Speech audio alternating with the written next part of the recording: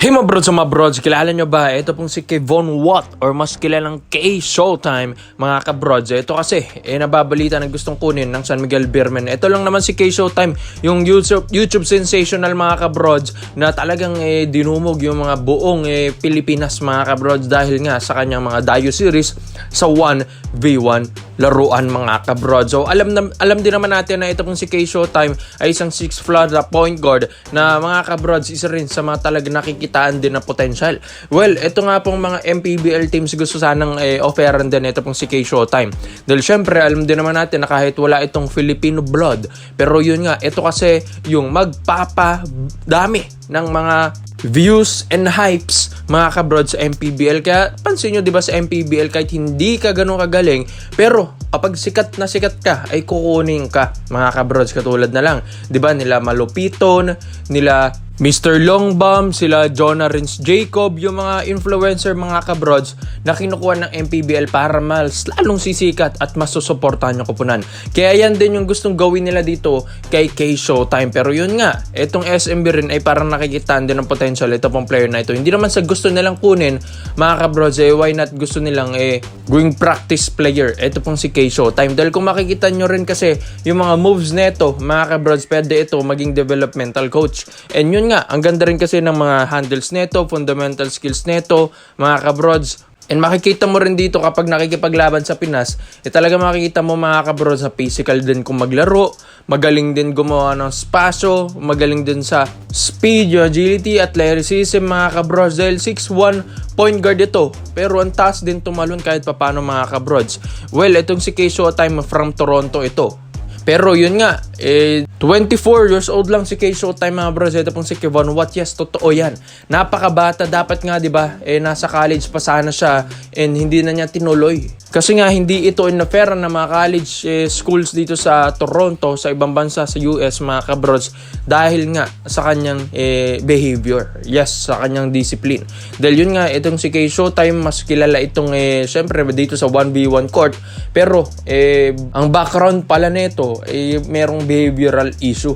Ito pong si K-Showtime. Kaya siguro medyo napipiko nito kapag sa 1v1. Kaya makikita mo mga kabrods na nanakit na. Kaya yung mga ibang Pinoy dito natin, mga Pinoy hoopers natin, piniphysical na rin siya kahit papano. Pero after the game, yun nga, yun ang kagandahan kay K-Showtime, namimigay ng mga sapatos, jerseys, and mga ibang souvenirs niya mga kabrods. Kaya okay rin dahil mas nakilala nga ang Pinas natin dahil hindi rin naman basta-basta mga Pinoy hoopers dito na kapag nakakalaro mo ng 1v1 talagang mapipikon at mapipikon ka dahil mabilis, physical at talagang hindi papabigay ito pong mga Pinoy hoopers natin. Kaya itong si K-Showtime mga kabrods, dito nga sa pagpunta nito sa MPBL ay dito na aabangan ito ng San Miguel Beermen. Hindi nga ganun kalinaw na makukuha ito ng SMB dahil wala nga itong Filipino blood. Pero yun nga, kung gusto nilang makuha ito, hugutin nila siguro or gagawing import sa Governor's Cup or malalaman pa mga kabrods dahil alam din naman natin yung kakayahan ni K-Showtime, one of the good shooter dito sa 1v1 court. Tapos mga kabrods, nakaka-hype pa dahil alam din naman natin yung kasikatan ni K-Showtime ay talagang nadadala niya dito sa atin sa Pinas. Kaya nga biglang nag-boom ang ating bansa pagdating sa 1v1 court or 1v1 play mga kabrods dahil nga dito kay K-Showtime kung paano niya makita o kung paano niya pinakita ang kalakasan ng Pinoy sa 1v1. So ikaw mga kabrods, sa tingin nyo dapat bang makuha na SMB ito pong si K-Showtime or MPBL na lang siya? Kaya komento mo lang dito mga bros at isa natin yan.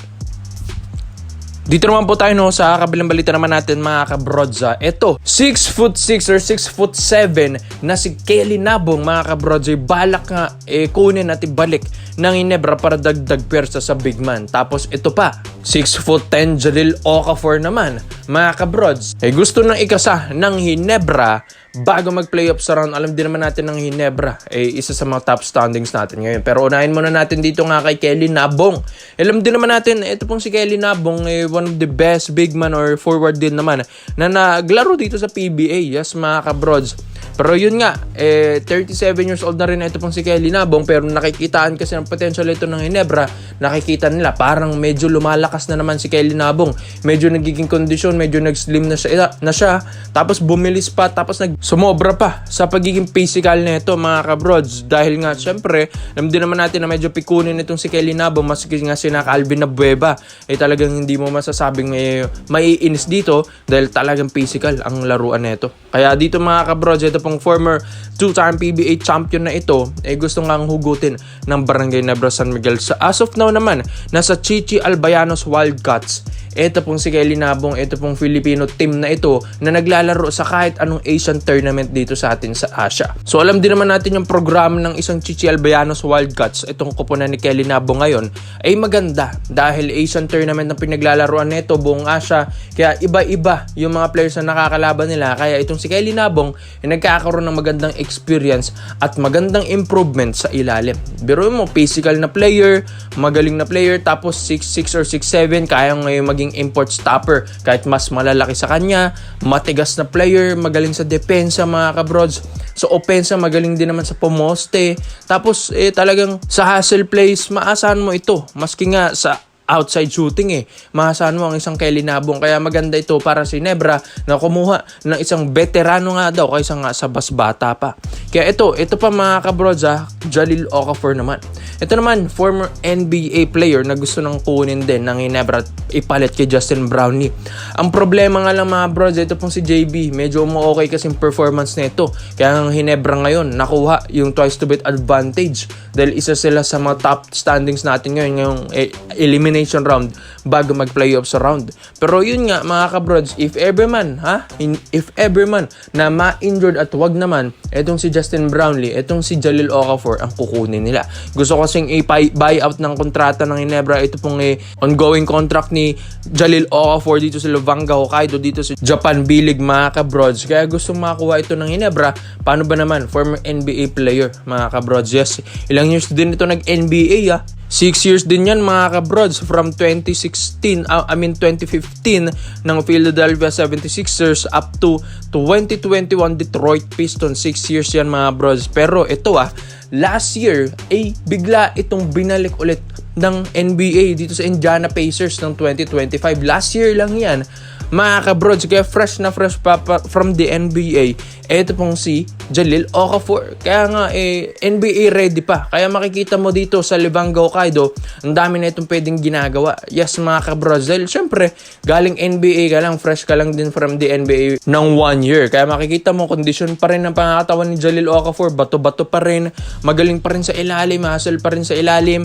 And ito pa, maganda ito sa Ginebra dahil 6'10 na ito kaysa kay Justin Brownlee na 6'6 or 6'7 lang. Tapos ang hirap na naman sa playoffs round si Japet Aguilar, diba? Yun na naman mahirapan yan mga kabrods. So unlike kay Jalil Okafor 6'10, pwedeng panapat kay Benny Boatwright Jr., kay na Bol mga kabrods, at may palag ng Ginebra sa ilalim. Ang Ginebra kasi asa lang din naman sa scoring na ito ni Justin Brownlee. Kaya kapag wala na, mabantayan na si JB, hirap ng Ginebra umiscore sa ilalim. Tapos ang hirap pa nilang depensahan yung mga bigating imports na kalaban nila. Dahil sa ilalim, wala, nakakain lang din sila. Kinakain lang nila si Japet Aguilar. Kaya ikaw sa tingin nyo mga brods, magandang boost ba ito para sa Ginebra na ma-improve ang pang-ilalim nila with Kelly Nabong 6'6 or 6'7, power forward plus 6'10 Jalil Okafor, former NBA player. Komento mo na po nyo dito mga brods. Isa natin yan. Salamat po sa panonood mga brods. This is Phil Basketball Trade-Ups. Yun lang.